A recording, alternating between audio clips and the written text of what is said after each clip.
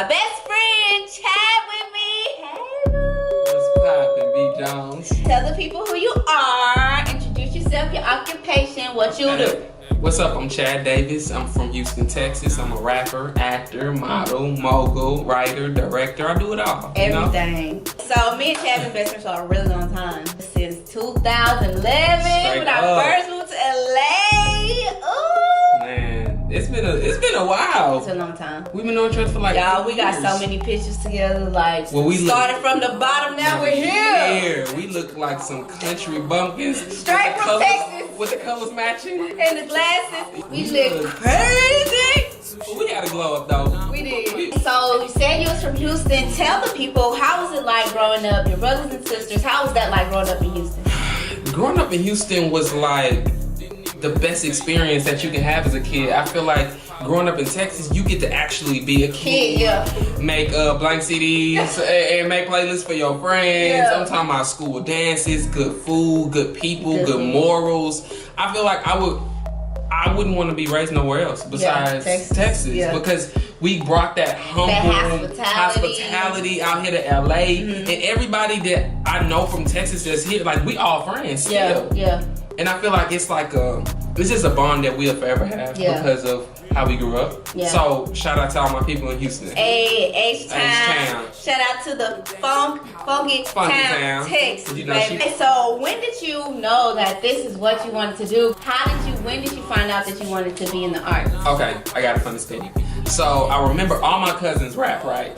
And when I grew up, I wanted to sing. My daddy used to be cleaning up the house playing Sade. So I used to be walking around trying to sing. So I knew it, I was like, I want to be a singer. So my cousin took me to the studio and he wrote me a little song and I went and I did it. And I remember them pressing the button and looking through the glass and he was like, maybe you should try rapping. And I was like, could you sing? No, I couldn't sing. I sounded terrible. So that's what made me, I went in my room, I was like, so I'm about to learn how to rap. And I was writing poetry and I didn't really know it was poetry until somebody read it and I was like, this kind of like poetry, this not like rap. So I slowly turned my poetry into rap music and that's how I wrote Cry My Pain and If I Had You in My Arms and all those songs. So, you sing, you act. What are some cool things that you've done in LA? In LA. Oh, I've done so much cool stuff. Let me start with the coolest.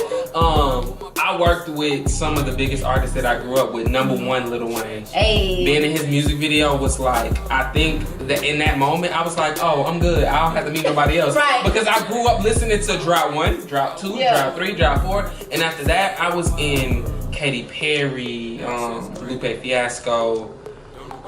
So many. What's her name?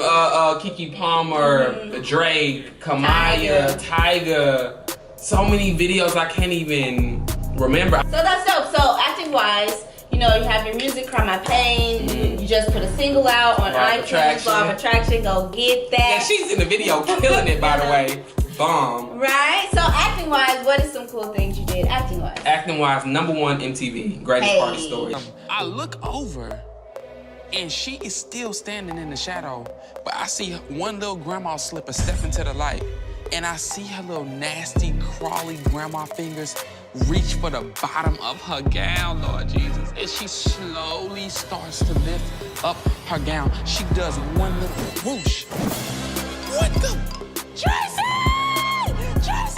Her nipples were so long. She looked like she breastfed Jesus and all of his disciples. That was the moment that I realized that I was like, yo, I guess I can say I kind of made it. Like they literally premiered my episode and played it all over the world. The network called me and told me that my episode got the most views from a comedy special all year on MTV. They wrote an article about me. And that made me want to do comedy. Right. And you would think after a show like that, I would be on every comedy thing after, but I wasn't. Yeah. I still had to work hard. I still had to audition. Nobody cared. Yeah.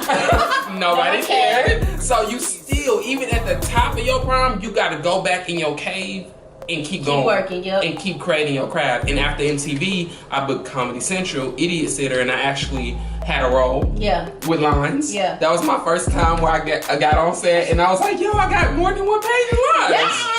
Like, you feel me? So you've been in LA since 2011. Could you just tell me some hardships or something? You know, we all go through stuff in LA. And what are some things that made you who you are today? Like, just prepared you to be who you are?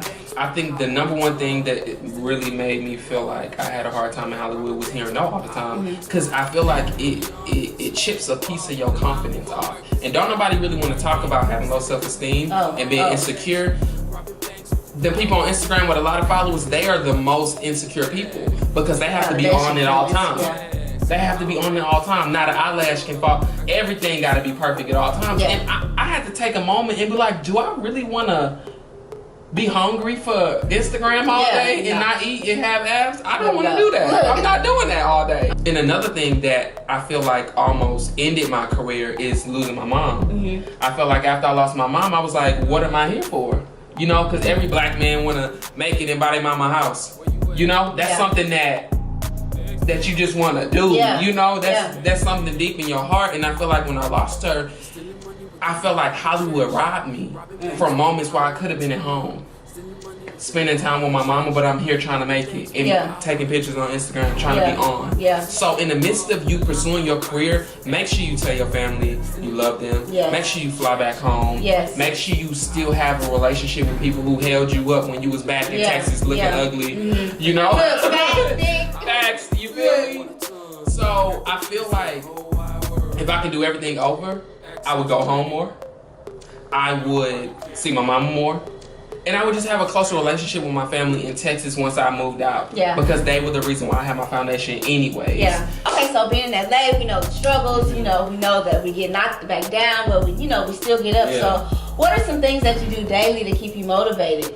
100.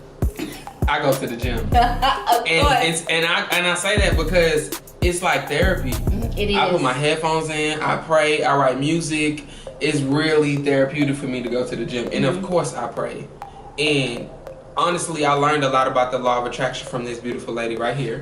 So speaking things over myself, affirmations, waking up and saying I am strong, I am handsome, I am wealthy, I am healthy, overflowing with blessings. And it may sound weird when you're doing it. And being positive is a little weird at the beginning. You gotta train it. It's something you have to train your mind. It may feel a little uncomfortable. Like, this stuff really gonna work, but it actually does. It works. So I've been doing it for years. It works. So I definitely think law of attraction, affirmations, and going to the gym, and just staying faithful to God. To be 100. Okay, so can you tell the people something motivational, something that can help anybody watching this in the industry, something that they could help them along their journey in the industry? Okay. I would say the biggest thing that has helped my career is create your own work. And I know that is so like cliche for somebody to say, but the first time I ever was on TV was from a documentary I created on my little bitty camera, asking people, can I interview them? And I'm not making it up. Like, I literally was getting laughed at by my classmates. So I would say create your own work, and you may not get a good response at first, but don't pay attention to that. Keep going, push through, and don't be afraid to present who you are. Okay, y'all, that's Chad Davis. Make sure you guys go follow him at I am Chad Davis on everything. Twitter, Instagram, Facebook, all that, Snapchat. Thank you guys for watching. Please like, subscribe.